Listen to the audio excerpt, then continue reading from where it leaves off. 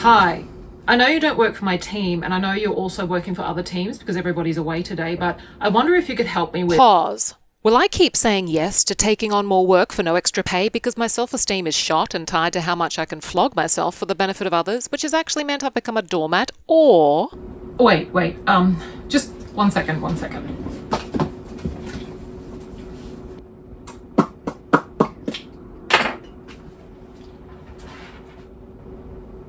Oh, hey, is that a computer?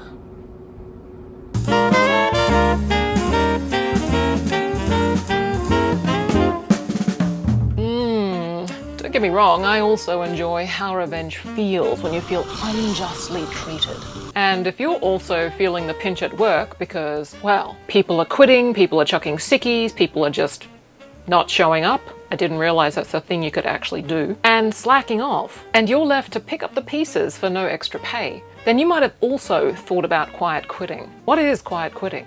Well, basically, it's when you do the bare minimum or less to keep your job. So just enough to not get fired, and less where you should get fired, but you don't for some reason, which I'll talk about later on in this video. I've seen a lot of variations of this quiet quitting, and I find that it's on a spectrum. So it's a gradual pulling back and people choose to do it at different gradations. It goes from the understandable, no, I'm not going to do that unreasonable amount of overtime, to full-blown, I'm not even doing my job anymore. And often I've noticed that if you raise a problem with HR, it's not the problem that's the problem. You are now the problem because you raised the problem. So what is this teaching us? Learned helplessness. No, well, yes, but it's really teaching us to not protest obviously. We've seen what happens when people try to protest in an open way here. Yeah, that turned out well. Quiet quitting is one way people are looking to balance things out. The pros of quiet quitting. Firstly, it forces you to question how you've been identifying yourself.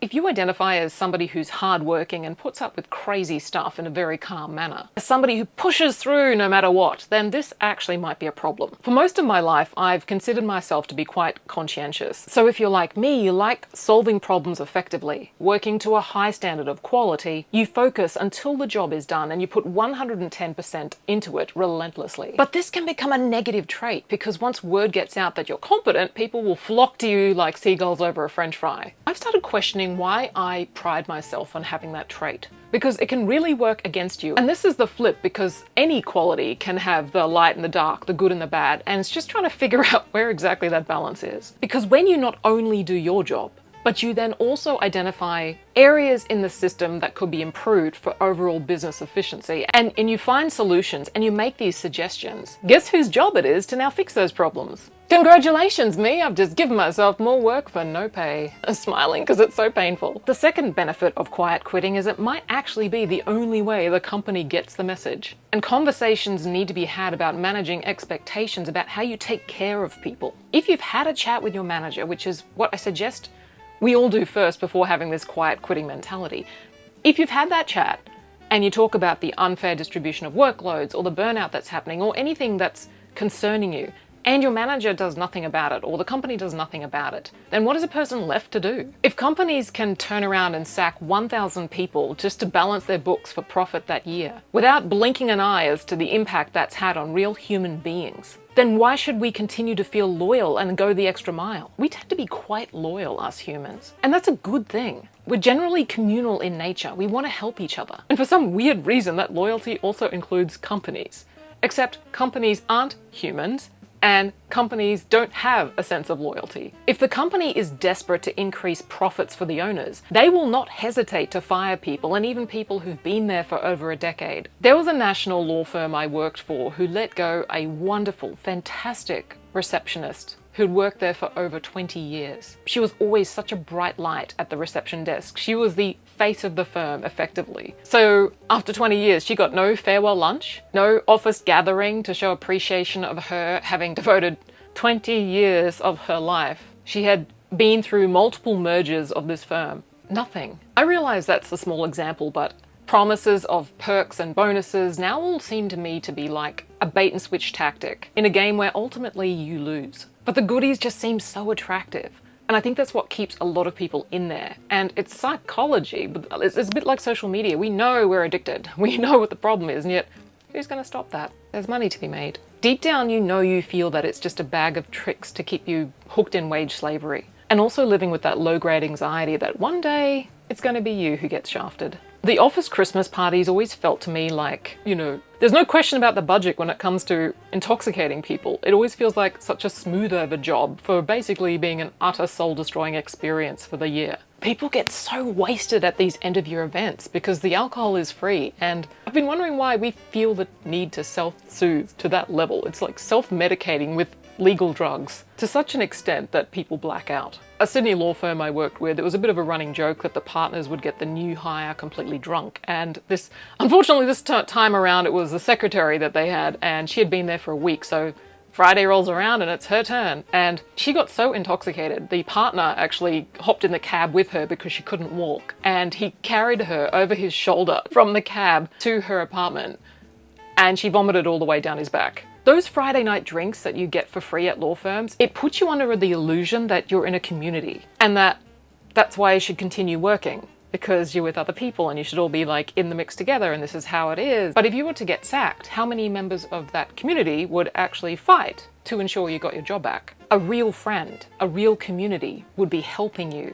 They wouldn't just go back to work the next week, go back to their job the following week as though nothing happened. And yet I'm seeing the churn and burn and this continually happening, and it's just, words escape me right now. Feeling pretty riled up now, and I'm all for quiet quitting, but hold the adrenaline and the Molotov cocktail that you're about to lob through your office window, because there is another side to this. I always try to balance my brain out. Every time I go extreme, I'm like, wait, what's the other perspective that I'm not seeing? So the cons of quiet quitting. I came across this article this year, and the title I thought was rather interesting and it got my attention. 22-year-old making $144,000 from 2 full-time remote jobs. And we're talking 144,000 US dollars, so that's like 3.4 billion Australian dollars with our strength. Sarcasm! So let's have a look at this article. So scrolling through, this is how he does it.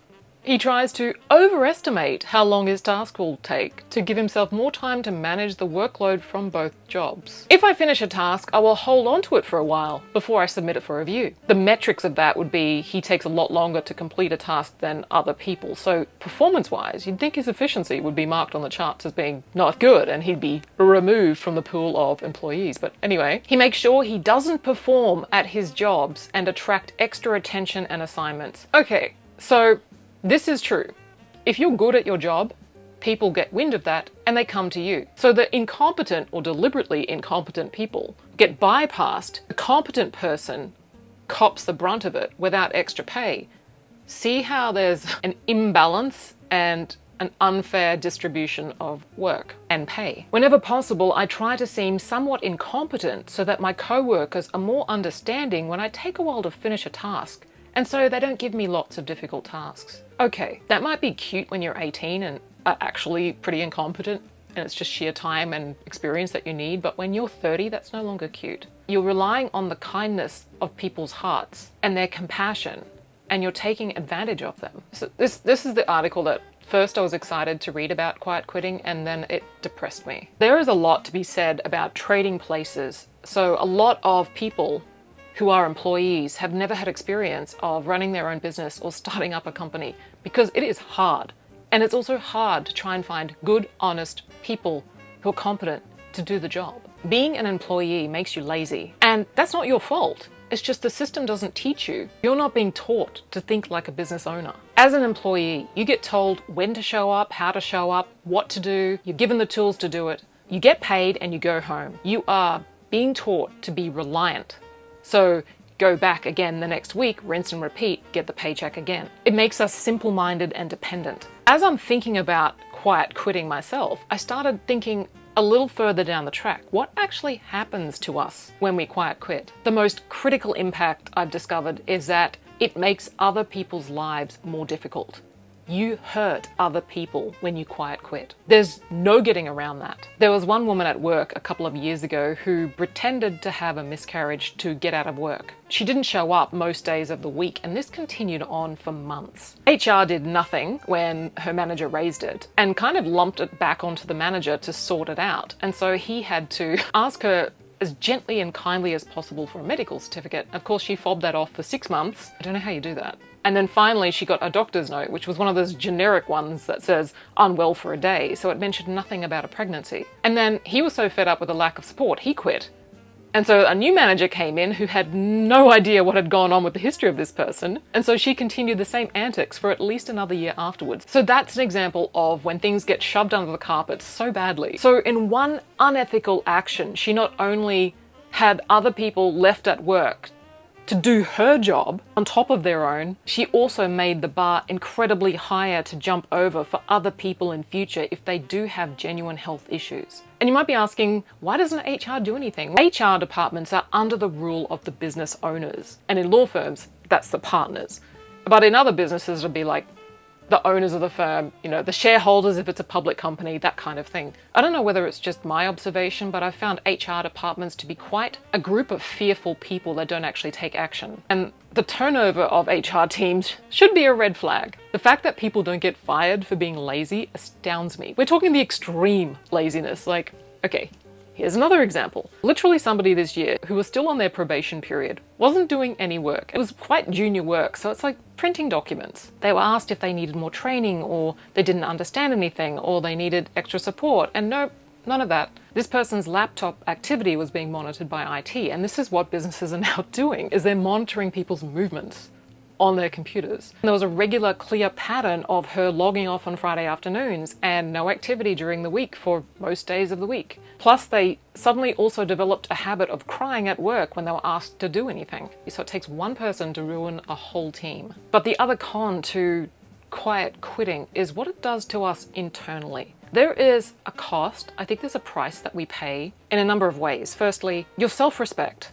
When you know you're better than this, and you also know that you're leaving other people to pick up the slack. For anyone that has a social conscience, that should feel pretty uncomfortable. And secondly, it corrupts us from within because you're forcing yourself to stay in a workplace that's really a negative situation. Why would you stay somewhere that makes you not want to give at an optimal level? If you're not getting appreciated, get up and get out. Of course, have that conversation first. Like, don't just in your head go, this sucks, and then quit. Like, that's like being angry and slamming the door and then expecting other people to figure out why. You think you're going to win by developing a slacker attitude and lowering the bar, but humanity is our #1 quality. If we lose that or destroy that, the quick win that you're having now is not going to last. And it's just a matter of time, because we have AI now that is going to effectively take a lot of jobs that are just minimum performance. And people will remember you for all the wrong reasons. Everyone remembers who threw them under the bus. AI is going to come in and take your slacker job if you don't make an effort. I get it. You feel like initially you're making a win, but there's a cost to quiet quitting. You're actually cheapening yourself. And you put the burden on other humans instead of putting the responsibility back on the company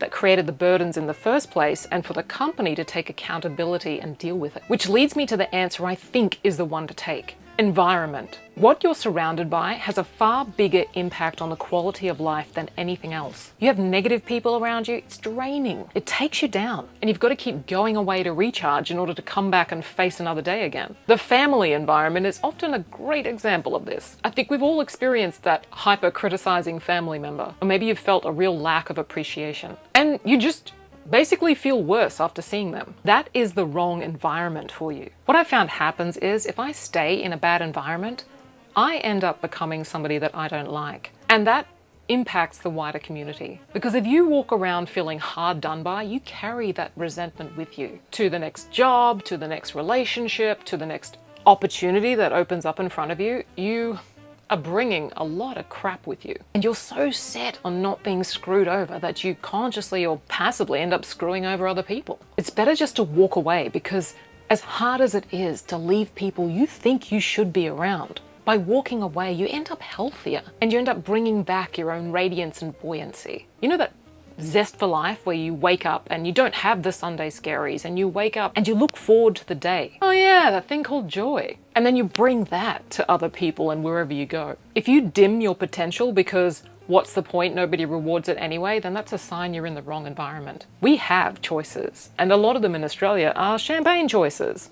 Not working in some mine in Kazakhstan. Well, they have mines in Kazakhstan. Now I'm gonna go on the search. Choosing to stay whilst underneath you're just living with resentment is a choice. And I realized that recently in a workplace where by staying, I really thought that I could make things better. Without the right environment and support, you're better off leaving and finding the right space to thrive in, and then you don't have to play games like quiet quitting. And I suspect you'll be happier too.